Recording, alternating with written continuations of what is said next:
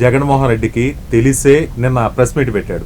Press meet పెట్టి దాదాపు సుదీర్ఘంగా ప్రెస్ మీట్ అనమాట. అది చాలా టైం తీసుకున్నాడు. తర్వాత ఈ లిక్కర్ స్కామ్కి సంబంధించి ప్రధానంగా ఆయన చెప్పినటువంటి ప్రెస్ మీట్ అన్నాడు. ప్రెస్ మీట్లో ఆయన వెల్లడించినటువంటి విషయాలు, అసలు లిక్కర్ స్కామ్ అనేది ఏం జరగలేదు, అంత పారదర్శకంగానే బాగా జరిగింది, నీట్గా అంటే కొనుగోళ్లు కానీ ఆదాయాలు కానీ పెంచాము మేము, అంతేగాని ఎక్కడ కూడా ఎటువంటి జరగలేదు. కానీ వీళ్ళు చేస్తున్నటువంటి కుట్రలు అంటే తనను అరెస్ట్ చేస్తున్నాడనే విషయాన్ని జగన్మోహన్ రెడ్డి ముందుగానే పసిగట్టాడంటారా? సార్, ఇక్కడ మనం ఒక్కటి గమనించాల్సింది ఏంటంటే, జగన్మోహన్ రెడ్డి హయాంలో లిక్కర్ స్కామ్ భారీ ఎత్తున జరిగింది, డిజిటల్ పేమెంట్లు మాత్రమే లేకుండా చేశారు అనేటటువంటిది. డిజిటల్ పేమెంట్లు మాత్రమే అక్కడ లేకుండా చేశారు, అన్ని క్యాష్ పేమెంట్లు. క్యాష్ పేమెంట్లు కూడా అవి జరిగినటువంటి తీరును కూడా చెప్పడం జరిగింది. అది ఎలా జరిగాయి? అమౌంట్ ఏదైతే 150 రూపాయల నుంచి డిస్టిలరీలు సరఫరా కంపెనీల నుంచి 150 రూపాయల నుంచి ఒక్కొక్క కేసుకు, నాకు తెలిసి కేసుకు 48 బాటిల్స్, మరి మేబీ దాని మీద అవగాహన పెద్దగా లేదు, 48 బాటిల్స్ అనుకుంటాను. 150 రూపాయల నుంచి 600 రూపాయల వరకు లంచాలు డైరెక్ట్గా ఇచ్చేయాలి. మరి వాటిని కలుపుకొని అధిక రేట్లు అమ్మి ఈ అధిక రేట్లు అమ్మడానికి ఇక్కడ చూడండి, ఒక మంచిని లేదంటే ఒక చెడుని చూసే వాళ్ళ దృష్టిని బట్టి ఉంటుంది.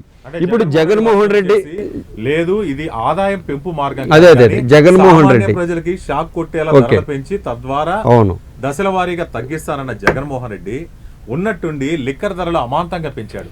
లిక్కర్ ధరలు అదే ఇప్పుడు ఇక్కడ అప్పట్లో ప్రతిపక్షంగా ఉన్నటువంటి చంద్రబాబు నాయుడు వర్గం చూసింది ఏంటంటే, ఇది అధిక ధరలు పెంచి అవి లంచాల రూపంలో తాడేపల్లికి తరలిపోతున్నాయి అనేటటువంటిది ఇటువైపు అప్పటి తెలుగుదేశం పార్టీ ఆరోపించింది. తెలుగుదేశమే కాదు, రాష్ట్రంలో విపక్షాలు బీజేపీ ఏకంగా పురంధరేశ్వర అయితే 10 లక్షల మంది ఈ మందు తాగి, ఏదైతే ఈ ఎక్కువగా ఈ నాసిరకం ముందు తాగి ప్రాణాలు వదిలేరని కేంద్రానికి కంప్లైంట్ కూడా చేశారు. నాణ్యతను పాటించారంటే అది లేదని చెప్పారు. అయితే వాళ్ళేమో అలా చెప్తారు. ఇక్కడ జగన్మోహన్ రెడ్డి చెప్పే విషయం ఏంటంటే, ఇది ఏకంగా ప్రభుత్వానికి లాభం చేకూర్చడం కోసం, అట్ ద సేమ్ టైం ఏదైతే తాగుడు తగ్గించడం కోసం ధరలు పెంచితే తాగేవాళ్ళు తగ్గిపోతారు అనేటటువంటి దాన్ని ఇక్కడ ప్రధానంగా జగన్మోహన్ రెడ్డి ప్రస్తావించాడు. ఈ ప్రస్తావనలోని అంతర్యం ఏంటంటే, ఇక్కడ తెలుగుదేశం పార్టీ అనుకునేది ఇలా, జగన్మోహన్ రెడ్డి అంటే అధికార పార్టీ, అప్పటి అధికార పార్టీ అనుకునేది అలా. మరి ఈ రెండింటిని చూసే కోణంలో ఎవరు ఎలా చూసినా, ఎవరు ఎలా దాన్ని మసిపూసి మారేడికాయ చేసుకునే విధంగానో లేదంటే ఏదో ఒక విధంగా సమర్థించుకునే విధంగా అది అప్పటి అధికార పార్టీ చెప్పుకుంటుంది. మరి ప్రస్తుతం కూటమిలో ఉన్నటువంటి ఈ తెలుగుదేశం పార్టీ అయితే కనుక ఖచ్చితంగా దీనిపై స్కామ్ జరిగింది కాబట్టి దీన్ని నిగ్గు తేలుస్తూ ఉంది. వాస్తవంగా అప్పట్లో జగన్మోహన్ రెడ్డి మద్యం దుకాణాలను తగ్గించాడు, అంతవరకు నిజం. కానీ ఉన్నటువంటి ఏదైతే మద్యం అమ్మకాల విషయంలో భారీగా రేట్లు పెంచేశాడు. రేట్లు పెంచి 150 రూపాయలు దాన్ని 250 రూపాయలు 300 కూడా చేయడం జరిగింది. మరి బ్రాండింగ్ ఐటమ్స్ ఏవైతే ఉన్నాయో, ఏదైతే ఆల్రెడీ ఇప్పుడు అంతకుముందు ఆ పేర్లు కూడా మన పెద్దగా అవగాహన లేదు, ఆ పేర్లు ఉన్నాయి కొన్ని. ఏవి ప్రెసిడెంట్ మెడల్ కాదు, అసలు బ్రాండెడ్స్ పాత బ్రాండ్లు ఉన్నాయి కదా, ఆ బ్రాండ్లను షాపుల్లో అమ్ముకోవాలంటే వారి దగ్గర నుంచి ఆ కంపెనీల నుంచి కూడా ముడుపులు ముట్టాయనేటటువంటిది ఇప్పుడు తాజాగా ఇందులో వచ్చినటువంటి ఒక ఆరోపణ. ఏదైతే జగన్మోహన్ రెడ్డి ఒక మద్యం పాలసీ ఇవ్వడం జరిగింది, ఆ మద్యం పాలసీ ఇవ్వడంతో పాటుగా ఆ మద్యం పాలసీలో లేనటువంటి అంశం ఏంటంటే, పాత బ్రాండ్లు ఏవైతే ఉన్నాయో, ఏదైతే ఇప్పుడు విస్కీ బ్రాందీలు ఇవన్నీ ఉన్నాయి కదా, వాటికి సంబంధించినటువంటి పాత బ్రాండ్లు ఉన్నాయి. ఇది బాలకృష్ణ బ్రాండ్, ఇది మ్యాన్షన్ హౌస్, అటువంటివి పాత బ్రాండ్లు ఉన్నాయి. అవన్నీ అమ్మాలంటే కనుక ఆ కంపెనీలు ఏవైతే వాటిని సరఫరా చేస్తాయో ఆ కంపెనీల నుంచి కూడా ఏదైతే ఆ బ్రాండ్లు అమ్ముకోవాలంటే ఇవైతే తయారీలు వాళ్ళు కూడా అధికంగా ముడుపులు చెల్లించారనేటువంటిది ఒక చెల్లించాల్సిందే అనేటువంటిది మనం అంటాం కాదు, కానీ అదొక ఆరోపణ దీనిలో, ఈ స్కామ్ లో ఆరోపణ. అదే ఏదైనా కానీ అసలు కనీ విని ఎరుగని గతంలో లేని కొత్త కంపెనీలు. ఇక్కడ ఒకటి రాజ్ కుమార్, మద్యం అనేటటువంటిది మంచి ఆదాయ వనరు. అది ఏ రూపంలో ఇప్పుడు మద్యంకి సంబంధించి చంద్రబాబు నాయుడు మీద కూడా, ముఖ్యమంత్రి చంద్రబాబు నాయుడు గారి మీద కూడా కేసులు ఉన్నాయి మద్యంకి సంబంధించి. ప్రధానంగా ఏ గవర్నమెంట్ మారినా మద్యం స్కాములు అనేటటువంటి బయటపడుతుంటాయి. కొంతమంది ఎక్కువ తింటుంటారు, కొంతమంది తక్కువ తింటుంటారు.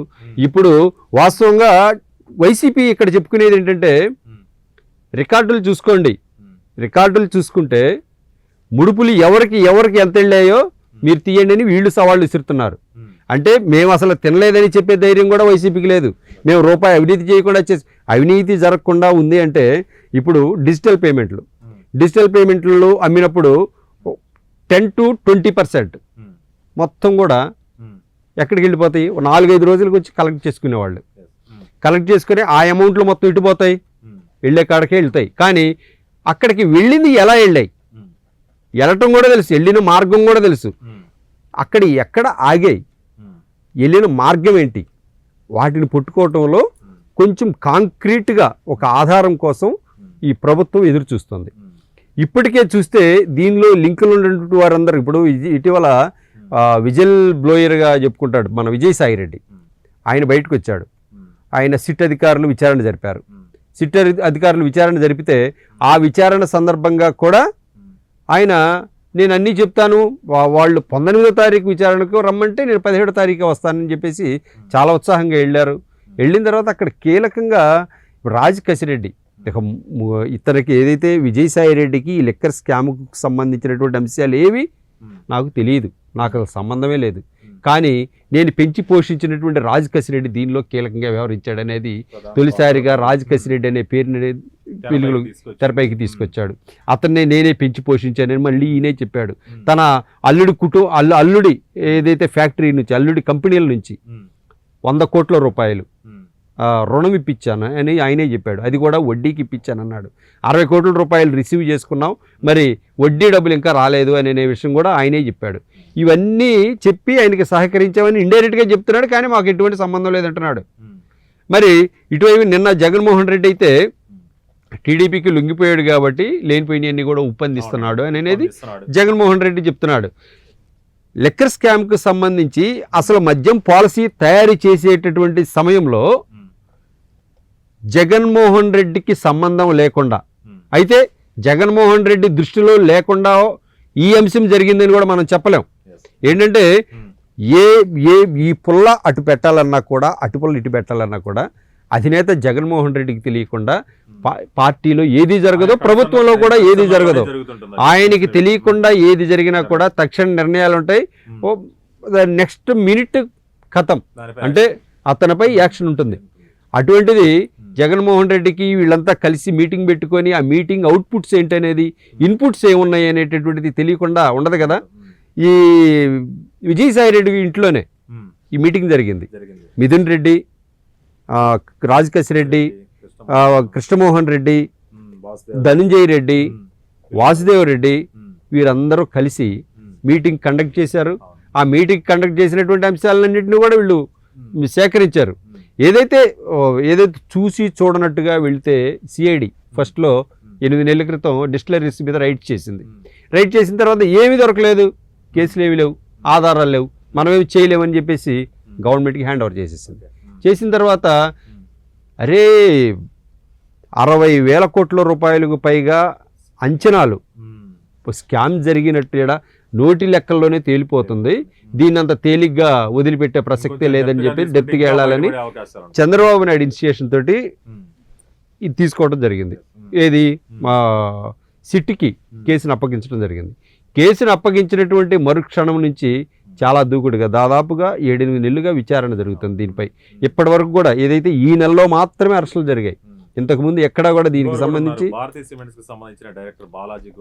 బాలాజీ గోవిందప్ప కూడా ఉన్నాడు. వీళ్ళంతా కూడా ఏదైతే స్ట్రీమ్ లైన్ వీటికి ఎటువైపు అమౌంట్ వెళ్ళాలి, ఆ అమౌంట్ నగదు రూపంలో వెళ్ళాలా, నగల రూపంలో వెళ్ళాలా అనేటటువంటి దాన్ని సృష్టించారనేటటువంటిది ప్రధానంగా తెరపైకి వస్తున్నాయి.